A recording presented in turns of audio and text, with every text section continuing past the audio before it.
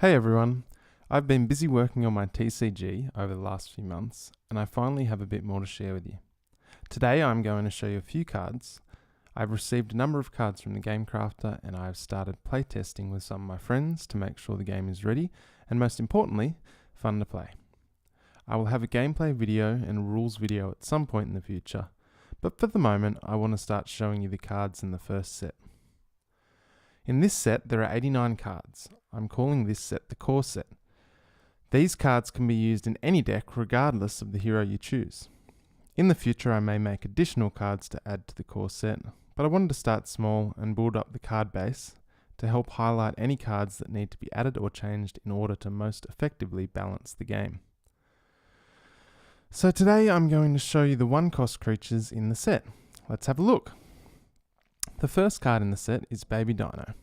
Baby Dino is a dinosaur creature, and at only one cost, Baby Dino has strong stats with 2 attack and 2 health.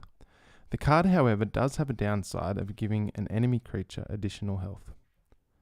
This is a really great card if your opponent has no creatures on the board, which is often the case if you manage to play the card before any other creatures have had the chance to be played. The next card is Bear Cub. Bear Cub is a 1/1 beast that gains additional attack and health for every other bear on the board. Bear Cub was the first picture I drew for the game. That's why you also see a little bear just here next to the card set number. The art for Bear Cub is used to represent the whole set. When other sets are introduced to the game, they will have a different image to help make it clear which cards are in each set. This will be helpful if at any point people are looking to collect the whole set. They can easily work out which cards they have or don't have. Bear Cub gains additional stats if other bears are on the board, as it is more confident and stronger in those circumstances. Our next card is Dragon Egg. Dragon Egg is a 0/2, so it can't attack, and the card is fairly weak, so it can be easily destroyed as it only has 2 health. There is, however, a high reward if it manages to survive and hatch. When the egg hatches, it is replaced by a 4/2 Eastern Dragon that you can retrieve from your side deck. As you can see, the Eastern Dragon is a much stronger card. It can fly and has 4 attack. Dragon Egg is definitely a high risk, high reward card. Next we have Dragonling. It is a 2/1 flyer. This card has decent stats paired with the flying ability.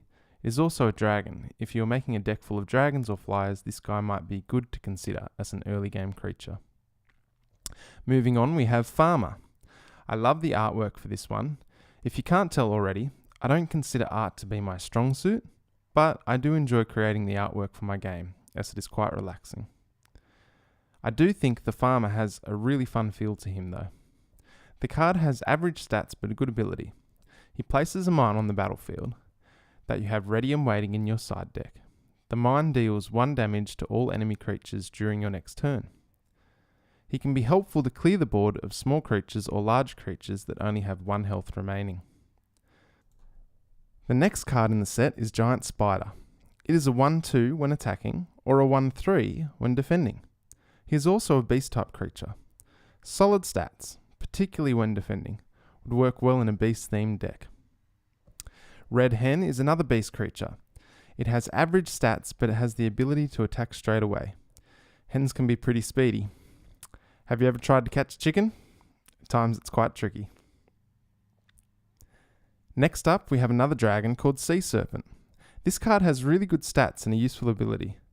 The swim ability allows a creature to swim under other creatures that have the barrier ability.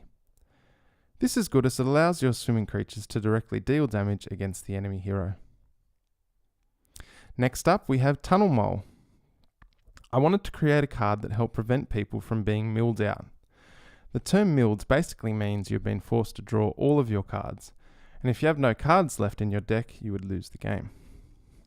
Some decks want to try and mill their opponent in order to win by making their opponent draw all of their cards. Tunnel Mole may be a useful card in these kinds of decks, or any deck that wants to continually refill their deck. I still need to work out the details of what happens if you run out of cards, and I have a few questions surrounding the rules of this part of the game. Questions like, should you lose instantly? Should you just have to pass your turn? If your opponent can't defeat you with their remaining cards, should the game be a draw? If you have any thoughts, feel free to share them in the comments. The final 1-cost creature in the core set is Tamer. Tamer has decent stats and has the ability to buff a friendly beast creature, giving it +1 attack. He could be a solid addition to any beast deck, particularly in more aggressive builds. So what did you think about the 1-cost cards? Please let me know in the comments below. Also, it would be great if you could like this video and subscribe to the channel. Stay tuned because I'll be sharing more cards in future videos. Thanks for watching. See you next time.